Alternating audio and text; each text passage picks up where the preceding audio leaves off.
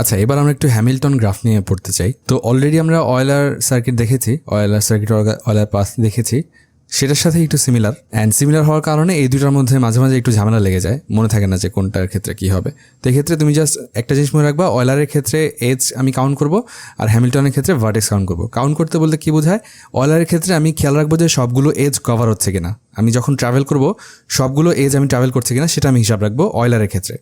আর হ্যামিল্টনের ক্ষেত্রে সবগুলো ভার্টেক্স আমি ট্রাভেল করছি কিনা সেটা হিসাব রাখবো।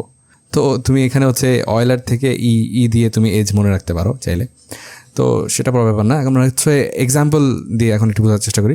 ধরো এই গ্রাফের ক্ষেত্রে আমি এই ভার্টেক্স থেকে যাত্রা শুরু করতে চাই, তো এখান থেকে আমি ট্রাভেল শুরু করে এই বরাবর এসে দেন এখান দিয়ে হয়ে সবগুলো ভার্টেক্সই চাইলে কভার করতে পারলাম। এখানে অবশ্য হ্যামিল্টন পাথ কনসিডার করা হয়েছে, মানে হ্যামিল্টন পাথটা সম্পূর্ণ হয়েছে, বাট সার্কিটটা আসলে হয়নি। সার্কিট হওয়ার জন্য আমরা জানি যে এই ভার্টেক্স থেকে শুরু করলে এই ভার্টেক্সেই ফিরে আসতে হবে। তো এটা হচ্ছে আমাদের এই গ্রাফটা হচ্ছে একটা Hamilton path but not Hamilton circuit. এবার এটার ক্ষেত্রে দেখো, আমি যদি এখান থেকে যাত্রা শুরু করি, ধরো এই বরাবর আসলাম, এখানে এসে দেন এখানে আসলাম, তারপর এইখানে, তারপরে ধরো যে এইখানে চলে আসলাম, এখানে যেতে পারতাম বা এইখানেও চলে আসতে পারতাম। যদি এইখানে আসতাম তাহলে আর এই দুইটা ভার্টেক্স আমার আর কভার করা হতো না। যেহেতু এখানে চলে আসছি, তার মানে এইটা এখন বাদ পড়ে গেছে, এই জিনিসটা। তার মানে কোনো না কোনো ভার্টেক্স এই সার্কিটের ক্ষেত্রে বা এই গ্রাফের ক্ষেত্রে কোনো না কোনো ভার্টেক্স লেফট আউট হচ্ছেই। এমন একটা ভার্টেক্স বা এমন দুইটা ভার্টেক্স তৈরি হচ্ছে যেগুলো হচ্ছে ট্রাভেল করা সম্ভব হচ্ছে না, যার কারণে এইটা আমার হ্যামিল্টন পাথ বা হ্যামিল্টন সার্কিট কোনোটাই হবে না। তো কোয়েশ্চেনগুলো এরকমই হয়, ধরো যে বলা থাকে কয়েকটা গ্রাফ দেওয়া থাকলো, এখানে বললো যে এটা কি হ্যামিল্টন সার্কিট কিনা বা হ্যামিল্টন পাথ কিনা। তো এখানে দেখো প্রথমটার ক্ষেত্রে আমি যদি এ ভার্টেক্স থেকে যাত্রা শুরু করি, এখান থেকে এখানে আসলাম, তারপর এখান থেকে এখানে, দেন এখান থেকে এখানে, তারপর এখান থেকে ইতে আসলাম। ই থেকে আমি কিন্তু চাইলে আবার এতে ফিরে আসতে পারবো, হুইচ মিনস এটা একটা সার্কিট, এটা একটা হ্যামিল্টন সার্কিট।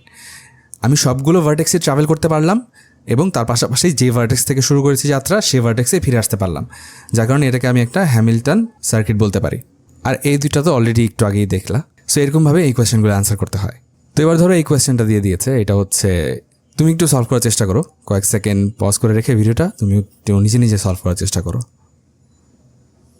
আচ্ছা, চেষ্টা করা হয়ে থাকলে আমি হচ্ছে এখন একটু হেল্প করি তোমাকে।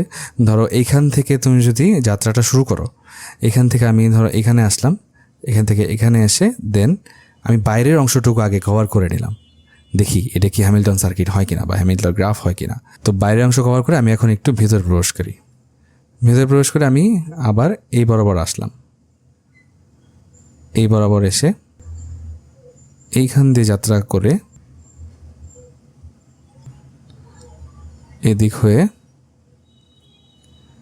দেন এইখানে আমি এসে থামলাম। এখানে থেমে আমি দেখতে পাচ্ছি কি আমি আবার যেখান থেকে শুরু করেছি সেখানে যেতে পারছি, তো আমি সেখানে আবার চলে আসলাম।